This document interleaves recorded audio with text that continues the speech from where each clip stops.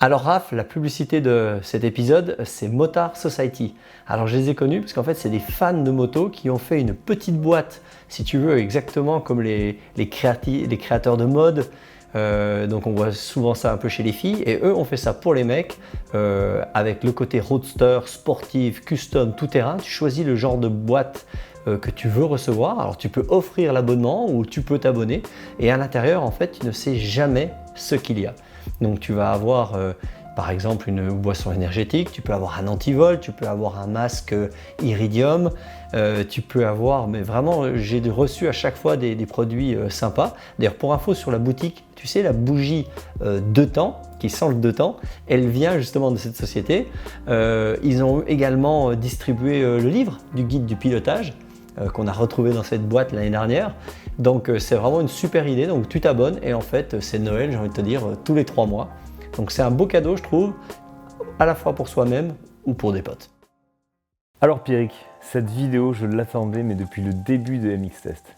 C'était retour vers le futur pour toi? Ah non mais c'est ma Madeleine de Proust. Alors pas de ma petite enfance mais de mes tout débuts de ma carrière, c'est-à-dire que j'ai commencé en 2003 avec Stéphane de Martis qui roulait sur une 250 YZ.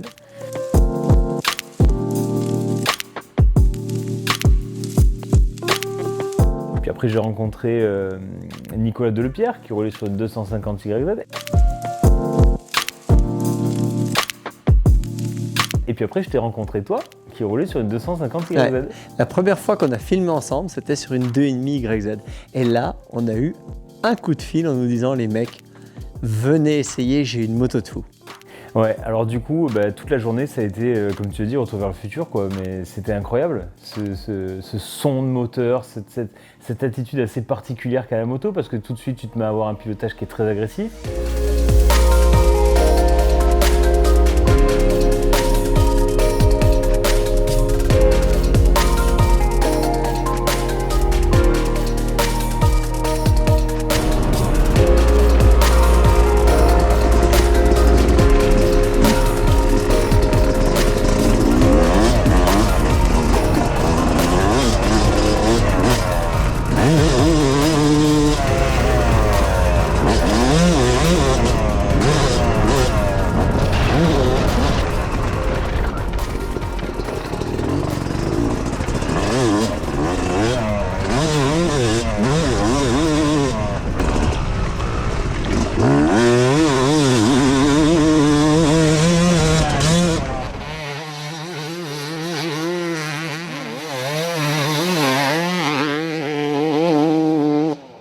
Au début, tu pensais l'avoir oublié, cette moto.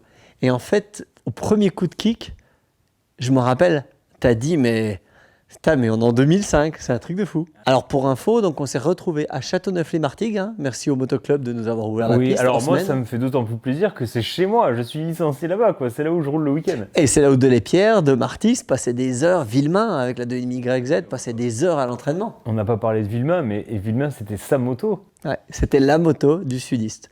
Tu vas à la fois à Châteauneuf. Et est-ce que c'est la moto idéale pour Châteauneuf-les-Martigues dans les années 2000 ? C'est-à-dire qu'à l'époque, il n'y a pas encore l'invasion 4 temps, donc les repères ne sont pas les mêmes. Hein. Je pense que c'est ce qui se fait de mieux à ce moment-là. Ce qui est marrant, si tu veux, c'est que cette moto, c'est quand même une des motos les plus basiques. 250 YZ, tout le monde connaît, tout le monde a eu un copain qui en avait une, quoi. Et pourtant, j'ai découvert que c'était la moto de tous les superlatifs, quoi. Elle est très légère, elle est très puissante, elle est très agressive, elle est très compliquée à piloter, mais elle te donne énormément de plaisir. Je pense, en fait, que l'arrivée des 2,5 4 temps nous a fait oublier en fait tout ça. À l'époque, c'était finalement une sorte de base. Et finalement, les 2,5 4 temps ont instauré une nouvelle base de pilotage, donc de remonter finalement 15 ans après sur cette machine. Mais on l'a redécouvert, hein. Moi, j'avais l'impression de... Il y avait beaucoup d'automatisme que j'avais gardé, mais il y avait des choses qui m'ont surpris aussi. C'est que je ne pensais pas que c'était une catapulte.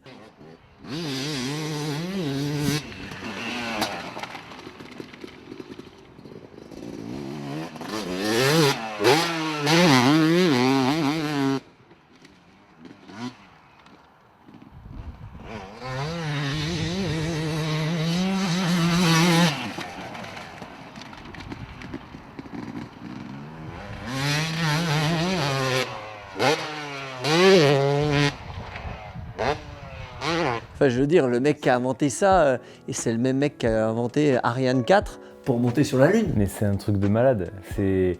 Franchement, les gars qui disent ouais, les 4,5 ça arrache et tout. Mais non, ça arrache pas en fait. Ça arrache. Non, une 4,5 ça va vite. Ça va vite, exactement. Mais jamais tu prends cette espèce de l'ouverture des valves, tu m'as expliqué. Ouais, on va en parler après, mais c'est vrai que ce coup de pied au cul, on peut le dire, il n'y a pas d'autre mot, hein. Ce coup de pied au cul, tu l'as que sur une 2,5 de temps, vraiment de ces années-là. Et c'est vraiment ce qui fait que la moto est compliquée à prendre en main, je trouve. Et aussi hyper bandante. Alors pour info, on a essayé donc la moto de Greg, qui est venu gentiment nous amener sa machine qu'il a vraiment fignolée dans les derniers petits détails, hein. Elle était irréprochable. Ouais. La moindre petite pièce avait été repeinte, ou était neuve, elle était neuve la moto.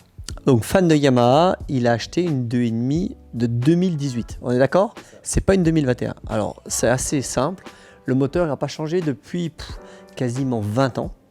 Il y a eu une seule modification importante. Le cadre ? Le cadre, qui est passé d'un cadre acier, donc l'époque de Chad Reed, de David Villemain, au cadre alu. C'était en 2005 ? Exactement, en 2005. L'année où on s'est rencontrés. Au moment où le cadre passe en alu, si tu veux, il n'y a eu que 2 petites modifications. C'est la boucle arrière, qui est devenue plus moderne, et enfin la couleur des jantes, qui est passée de gris à noir, et ensuite à bleu. Donc ça, c'est, on va dire, pas énorme de changement. Donc la 2018, il l'a transformée un peu en 2021. Jantes bleues, kit déco qui va bien, mais malgré tout, il a choisi que des éléments qui marchaient déjà très fort en 2005. Donc une ligne FMF. Alors, il n'y avait que le pot. Oui, mais c'était le pot qu'il fallait sur cette moto. David Villemain, pour info, roulait au championnat US avec cette moto. Il avait le pot FMF et le silencieux Pro Circuit, parce qu'il pouvait se permettre chez YAM-US de choisir ce qui marchait le mieux. Donc il n'y avait pas une histoire de contrat tout FMF, tout Pro Circuit.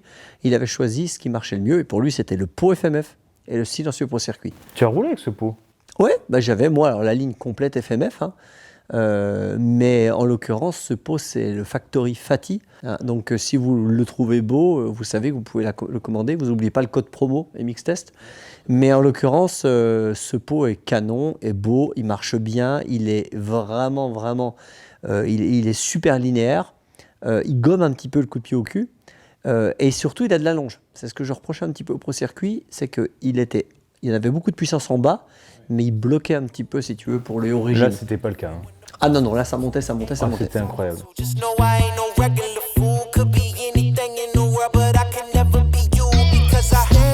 Like I'm on my tiptoes, baby. You think a little too small. I got big goals, baby. Ain't where the money at? Look, I just need the info. Pronto, I go and get it and split it with my kinfolk daily. And I'm the type of that might change my number on you. Yeah, that's how you react when people took a slumber on you. Pretty brown skin, baby. I can see the summer on you. You see all the bread, and I know it make you wonder, don't you? Ooh.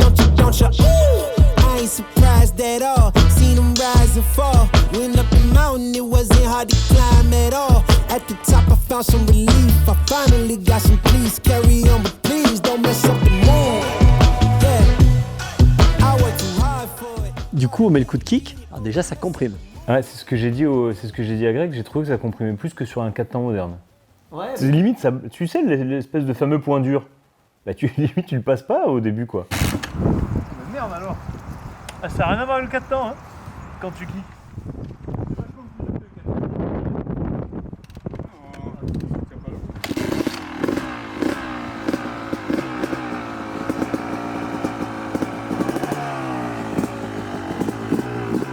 Allez, C'est aussi parce que sa moto est super propre. Ah, d'accord. Bien entretenue. Le fait tu d'avoir vois. les segments tout neufs et tout, peut-être aussi. Ah, mais tout est toujours tout neuf sur sa moto, elle sort de la caisse. Et pourtant, il roule en permanence. Donc, si tu veux, ça, c'était pas mal.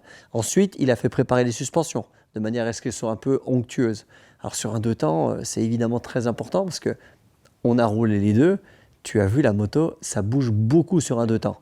C'est pas collé au sol comme un 4 temps. Donc, c'est important d'avoir une bonne préparation. Son amortisseur était top. Sa fourche était vraiment bien. Moi, je l'aurais à peine durci parce qu'il est costaud et il met du gaz. Pour moi, c'était parfait. Donc, il aurait pu durcir un peu. Pour toi, toi c'était nickel. Ah, moi, j'ai rien à dire. La partie cycle, franchement, j'ai trouvé ça top. Par contre, au niveau maniabilité de la moto, Fine.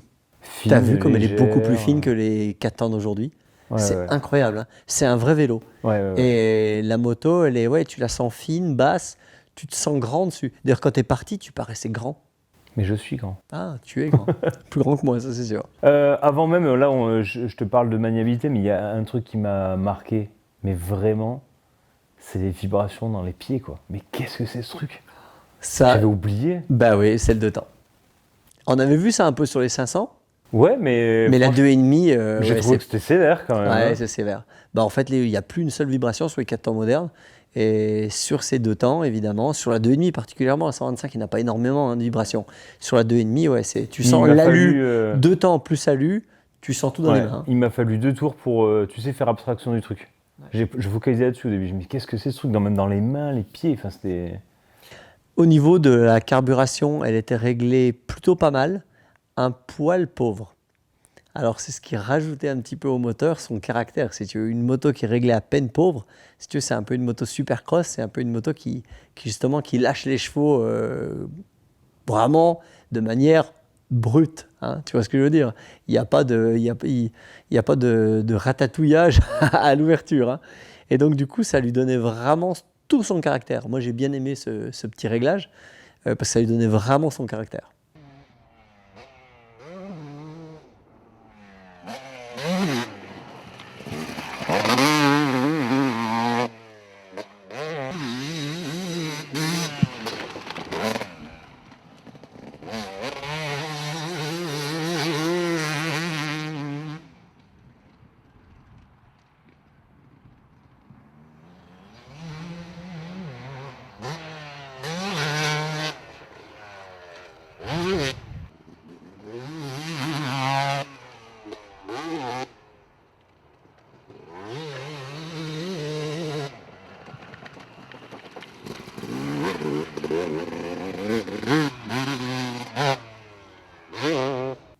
Donc on part avec, et là si tu veux, première ornière, on arrive sur le béton un petit peu, tu sais, le terrain un peu lisse en fin de journée, et là la moto ça se met à patiner. Alors je ne savais pas dans quel sens ça patinait, parce que ça patinait un peu sur place, et ça patinait aussi un peu à droite, et ça patinait un petit peu à gauche. Donc si tu veux, tu es vraiment sur une moto où, tu sais que j'avais l'impression d'être douane sur une 502 temps complètement de ça. vitesse. C'est... C'était de la glisse. C'est ça. C'était de la glisse. C'était assez fou, mais à la fois aussi vachement kiffant. Ouais. Parce que là où il se passe à moitié rien sur les motos modernes, là carrément je faisais attention, si tu veux, à l'accélération, et puis au moment où j'ouvrais à fond, la moto en fait elle part à droite, à gauche, et même en haut. Hein. Parce que quand ça se met à tracter, si tu veux, toutes les chevaux arrivent en bas. Alors moi, j'ai été impressionné par le coffre, le couple qu'avait la moto. Tu sais, 2 temps, tu sais toujours que tu vas un petit peu devoir te battre avec ce moteur, être toujours dans la bonne plage d'origine et tout. Et là, j'ai trouvé que j'arrivais presque à enrouler en 3 dans des virages assez serrés. Ça repartait, mais comme du velours, quoi. C'était très agréable. Elle marche bien partout, c'est clair. Ouais, en bas, il y avait. La douceur du moteur en bas, c'est fou, hein. Le moteur est très, On ne très peut doux. pas croire qu'une moto aussi agressive, aussi violente, aussi brutale, aussi puissante, parce qu'on n'a pas assez de superlatifs pour la décrire, on ne peut pas imaginer qu'elle soit si douce En bas. et si agréable en bas. Mais c'est un peu le problème, si tu veux. Parce que par rapport à une 4,5 où il y en a énormément en bas, si tu veux, tu prends tout de suite un peu la puissance dans la gueule, donc tu sais qu'il va pas falloir faire trop le foufou avec la poignée de gaz. Tu as tendance Là, à te faire peur avec la là, c'est 4,5. l'inverse. Tu dis, oh, c'est tout doux et tout, donc tu te dis, putain, je vais mettre un petit peu du gaz. Et alors là, tu prends l'espèce d'ouverture de valve, et là, c'est dramatique en fait. On en Et parle. c'est dramatique et c'est jouissif. Voilà.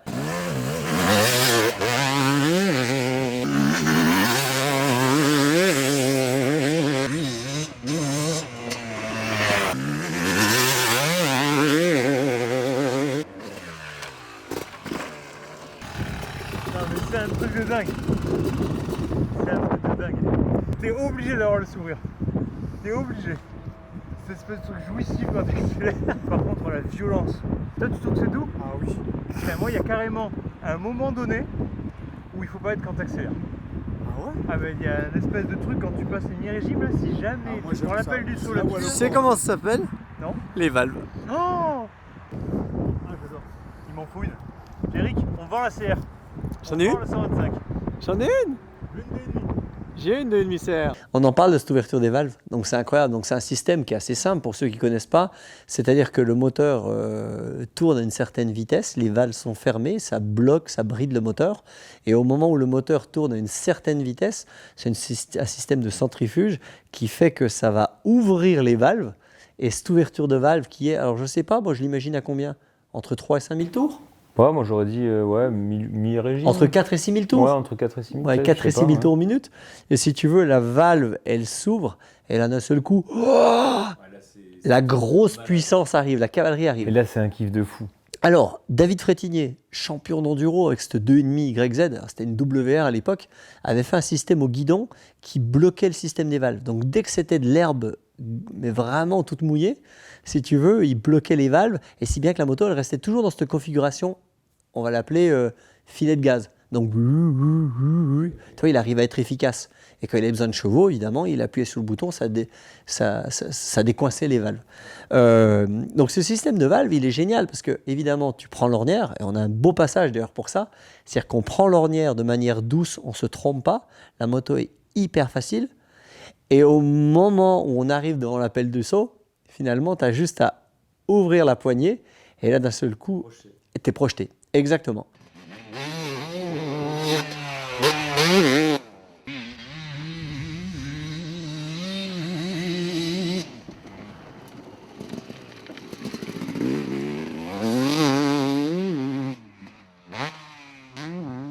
Donc en supercross, t'imagines, avec un top pilote, les mecs qui viraient sans faire de faute, bon, ah, et tu avais vraiment ce whack, tu vois ce que je veux dire? Et c'est pour tous ceux qui ont vu le supercross de Bercy, j'espère que vous vous rappelez tous de la différence entre les Européens et les Ricains. Parce que les Ricains avaient tendance à exagérer un petit peu ce truc-là, avec des silencieux plus courts. On le rappelle, hein, silencieux long, beaucoup d'allonge, silencieux court, beaucoup de... Donc tu t'imagines une 2,5 YZ avec un silencieux court, non mais c'était... tu montais au ciel. Toi, tu as roulé beaucoup. Alors, tu avais une 2,5 Honda qui avait des valves électroniques. Ouais. Donc, si tu veux... Rien à voir. Ouais, mais quand même, tu avais l'habitude du 2,5 de temps. Non. On a vu que tu es parti, direct, tu as aimé la 2,5, machin. Ouais. Mais la première ligne droite que tu fais, Ah bah, j'ai tu fait le sors drapeau. du virage, J'ai même pas compris, quoi. tu ouvres, et là, d'un seul coup, tu prends des jets, tu adores ça. Mais au bout, limite, tu te fais peur. Hein.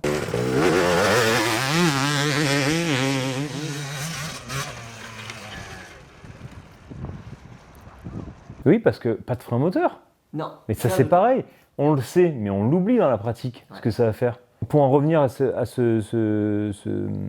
valve, donc je dis à Greg, plus tard dans les sauts, c'est limite dangereux. Et d'ailleurs, je pense toujours que c'est dangereux. Il me dit, mais non, pas du tout, du tout. Mais effectivement, si t'es bon, t'accélères pas dans les appels des sauts quasiment. Non. T'arrives sur la vitesse, tu coupes, limite tu freines un petit peu pour pas te mettre loin et tu sautes. Mais quand t'es pas bon comme moi, Et que tu dois tout faire à la poignée. t'arrives mi-régime et tu dis bon allez maintenant c'est le moment de mettre la vitesse pour sauter et tu vas chercher ta poignée de gaz sur l'appel. Mais Et là, les valves s'ouvrent. Et là les valves s'ouvrent sur l'appel. Mais c'est catastrophe, là Ouais. c'est catapulte. Et puis alors dans des positions, t'as vite fait de te retrouver comme ça. Enfin, franchement c'est... Alors écoute, c'est juste ce que tu dis, parce que rappelle-toi, à l'époque, on est en 95. Il y en a 1 sur 2 qui sautait. Dès qu'il y avait un saut un peu compliqué, chez les amateurs, personne ne sautait, c'était compliqué. Alors qu'aujourd'hui, le mec qui fait de la moto pendant 1 ou 2 ans, il prend une 2,5 4 temps, il saute toutes les tables. Ouais. Tu prends un circuit comme Beauvoisin ou Dorno avec beaucoup de sauts, enfin je veux dire, à l'époque, il y en a plein qui auraient hésité, justement par ce dosage. Tu peux pas mettre la vitesse au-dessus, parce que la moto, elle n'a pas assez de chevaux. Donc tu es obligé de toujours être dans cette plage, et c'est la plage où les valves s'ouvrent à un moment des fois inopportun pour un amateur, mais pour un mec qui est bon. Rappelle-toi de Martis, un chat. C'est-à-dire qu'au moment où il ouvrait la poignée de gaz, si tu veux, il était d'une finesse absolue. mais d'un seul coup, il ouvrait les valves, et là, d'un seul coup, il se retrouvait projeté à la 3e, 4e, 5e oops. Je l'ai vu faire des trucs de malade dans les oops. Qu'on voit plus aujourd'hui d'ailleurs. D'ailleurs, j'ai décidé d'être bon et gentil, et je vais donc vous mettre des images du DVD que j'avais tourné en 2005, où là, si tu veux, la 2,5 YZ, il y en a dans tous les sens.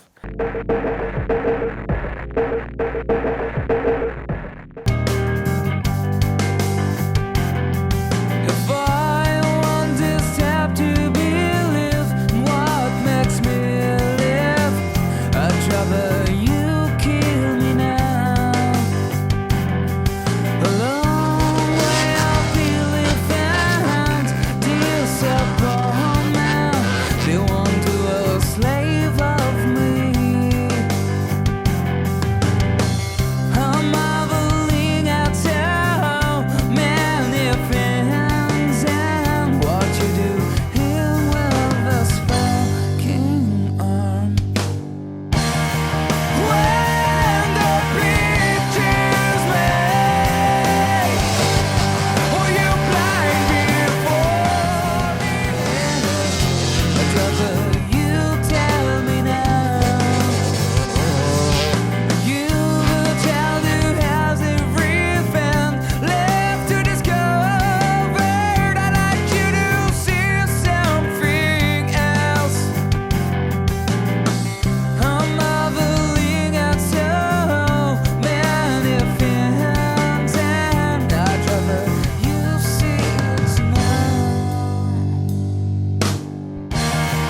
When the bridge is made, oh, you blind before me, and you will see bells when death will come. It will be too late. Donc les top pilotes qui ont roulé avec ça, évidemment, moi je repense tout de suite, c'est David Villemain, Chad Reed. Alors, si tu veux, c'était deux pilotes extrêmement McGrath, bons. c'est quasiment la même. Ah non, Ah oui, t'as raison, c'est la même. Alors, on va dire McGrath, Reed et Villemain. Donc c'est vraiment l'âge d'or de ce 2,5 YZ, des pilotes agressifs, avec un coup de gaz violent, avec une précision incroyable. Alors, je vais te donner une petite anecdote.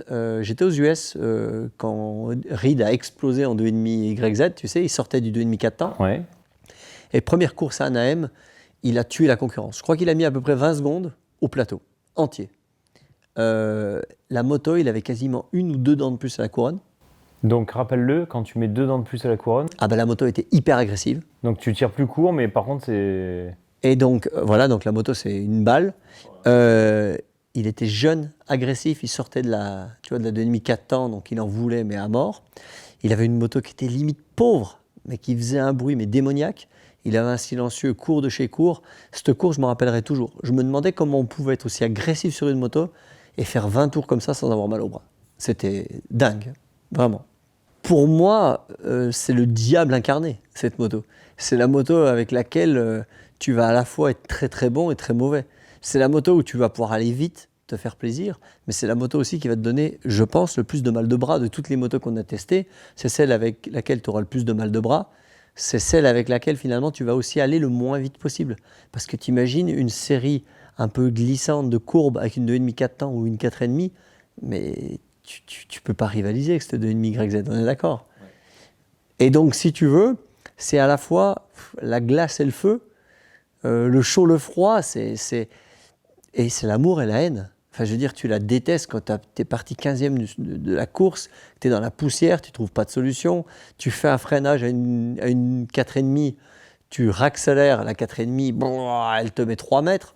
Enfin, je veux dire, c'est abominable. Donc, tu arrives à la détester. Mais par contre, quand tu vas sur un circuit, que c'est meuble, que les ornières sont belles, que les sauts sont bien faits et que tu as un petit peu d'entraînement, franchement, je ne suis pas sûr qu'il y ait mieux. Hein. Non ? Alors, tu sais, de toutes les motos qu'on ait pu tester en pas tout à fait un an, de MX Test, je pense que ça a été la plus compliquée à piloter.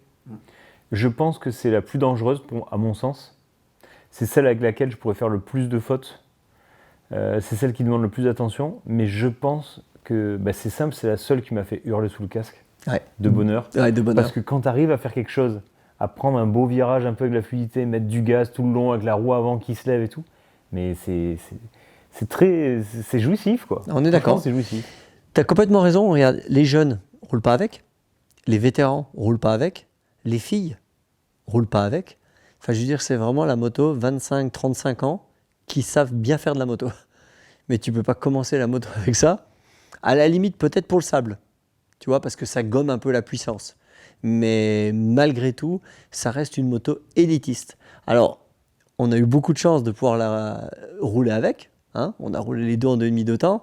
On a eu beaucoup de chance de l'essayer aujourd'hui. Mais c'est vrai que c'est pas la moto qu'il faut acheter pour commencer le motocross. On est d'accord.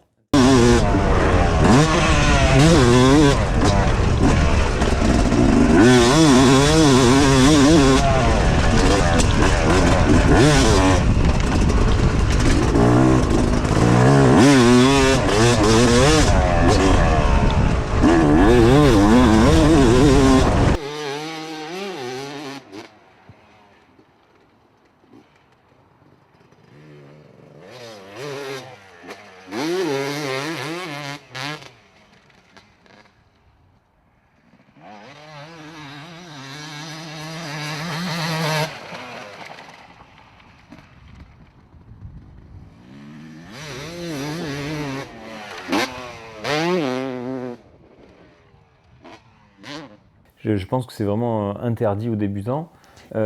C'est peut-être pour ça d'ailleurs, tu sais, ce petit truc de il faut absolument passer par la 125 avant de passer à la catégorie supérieure. Je pense que ça vient de ce côté, genre il faut se préparer pour la 2,5 de temps. Oui, bien sûr, ouais, Tu comprends le gap qui t'attend quoi. Exactement. C'est pour ça qu'aujourd'hui je ne suis pas d'accord avec ça. Ah, On mais peut non, passer parce du que c'est 80 à la 2,5 4 temps, parce que j'ai envie de te dire que même la 2,5 4 temps elle est plus simple que le 80. Ouais. Mais par contre, on est d'accord que si tu compares le pilotage que tu dois avoir pour piloter cette 250 de temps par rapport même à une 4,5 4 temps, mais c'est pas le même sport quoi. Non, c'est clair. C'est incroyable. Et alors tu vois, on a quand même pourtant essayé une 500 de temps. Le truc que tout le monde te dit, ah c'est inconduisible, ça arrache les bras. Oui, mais si tu l'utilises quand même, on a vu, assez intelligemment, et que tu vas pas dans cette zone interdite d'ouverture de valve que tu as sur la YZ, si tu restes sur ce couple, la 500 elle est tellement puissante que tu comprends tout de suite où tu vas et où tu vas avec les pieds. Là, tu as ce côté fourbe de cette puissance qui arrive tout doucement et qui attend qu'un truc, c'est de te latter dès que tu vas passer les mi-régimes, quoi. Et tu sais que c'est pour ça qu'Honda ont sorti justement les valves électroniques, pour arriver à adoucir ce passage qui, à mon avis, plaisait aux pros. Moi, j'ai eu du mal à m'y faire, hein, aux mécaniques électroniques. Mais par contre, pour les gens qui voulaient faire du loisir, bah, c'était carrément beaucoup plus facile, quoi. Et c'est la moto que tu as eue. D'ailleurs, si ça vous intéresse, on pourrait peut-être faire un jour un comparatif, hein, valve mécanique contre les valves électroniques. Donc, dites-le nous dans les commentaires si ça vous intéresse. Un CRCR ? Un CRCR, un match 2000-2004. Si ça vous intéresse, vous nous le dites dans les vidéos.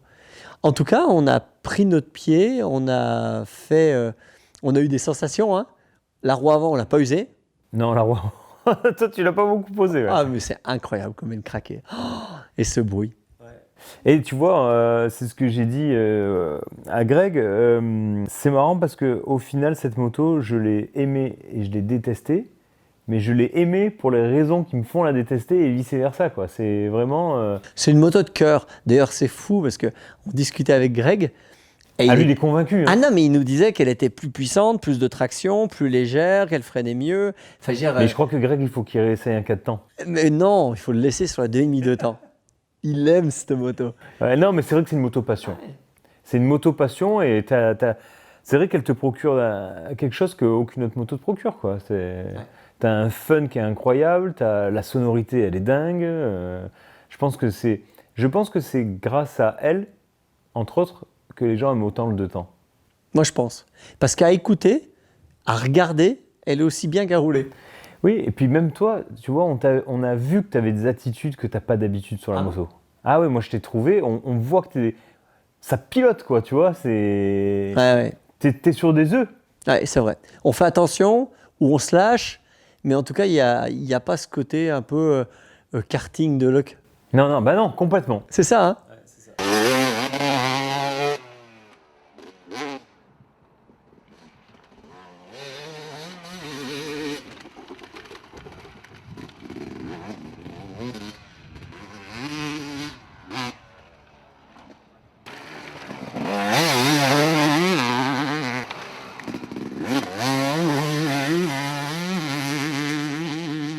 Alors que là, ouais, je suis obligé de me mettre plus en avant. Je suis obligé de ramener la moto, je suis obligé de forcer, en fait, je suis obligé de bouger. Bah, le meilleur pilote qu'on peut citer pour ça, c'était le Cobra. Hein.